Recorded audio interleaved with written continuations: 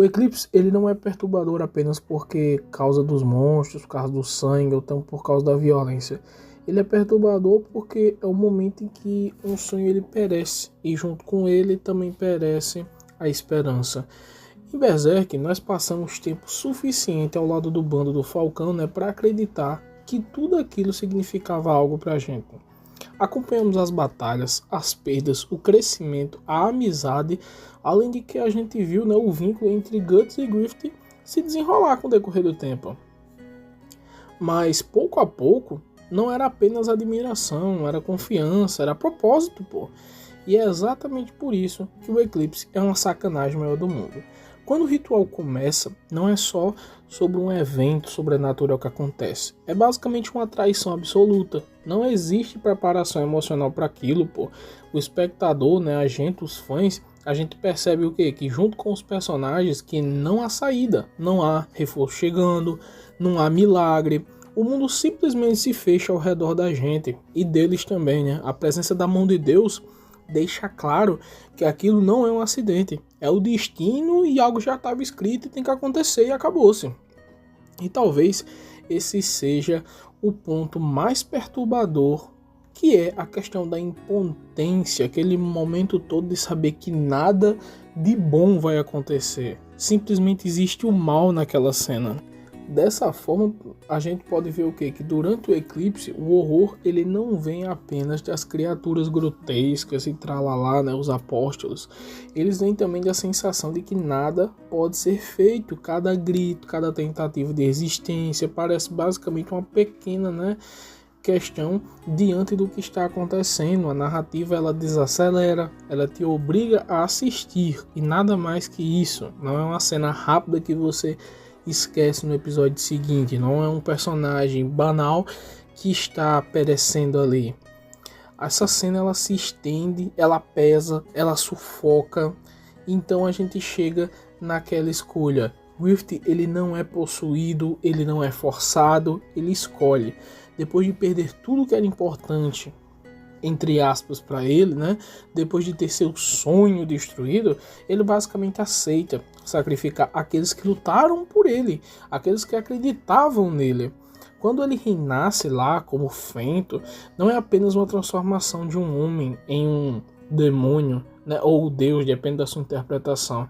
Basicamente é a confirmação de que o maior horror não é o sobrenatural, é a ambição humana levada ao extremo. É as consequências, que essas consequências elas são irreversíveis. O eclipse ele muda para sempre a figura de Guts, certo?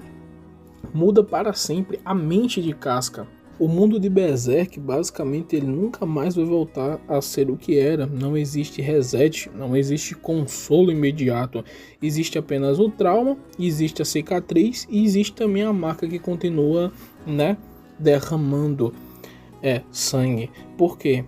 Porque é por isso que o eclipse é uma das cenas mais perturbadoras dos animes.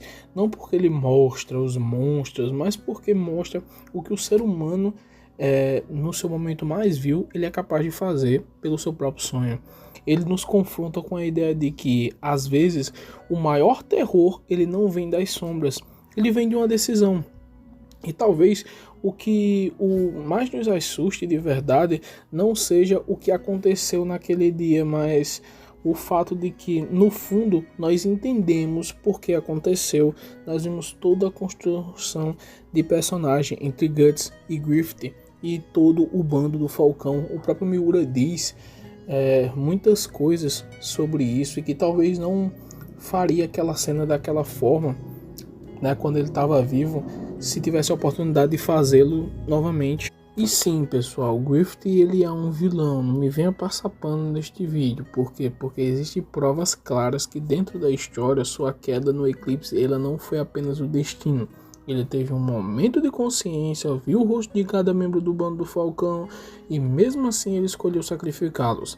Essa decisão não foi inevitável, foi uma escolha deliberada, feita por alguém que colocou seu sonho acima da vida de todos que o amavam. E o pior é que depois de se tornar Fento, ele cometeu o ato mais cruel de toda a obra, ferindo Guts e violentando a Casca. sem motivo estratégico ou ligação com o destino. Foi pura maldade, feita com intenção humana.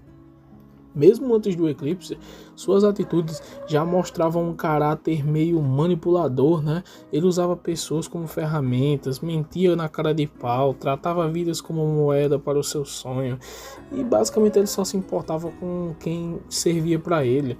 E ao criar Falconia, basicamente o Griffith ele se torna um salvador, mas um governante que controla tudo, molda tudo à realidade dele, manipula a verdade e constrói também uma utopia sustentada por sacrifícios e também dominação. No fim, um vilão ele é definido pelas escolhas que faz, e Griffith escolheu o caminho que exige sangue, mentiras e destruição. Ele não é uma vítima do destino, ele é cúmplice dele. E por isso, por mais que sua história ela seja complexa e seja impossível de negar, Griffith é sim um vilão. Então não venha ninguém passar pano aqui não. E sim, o Eclipse ele é totalmente traumatizante pelo fato de a gente não estar preparado para assistir uma história, se apegar a personagens e perdê-lo.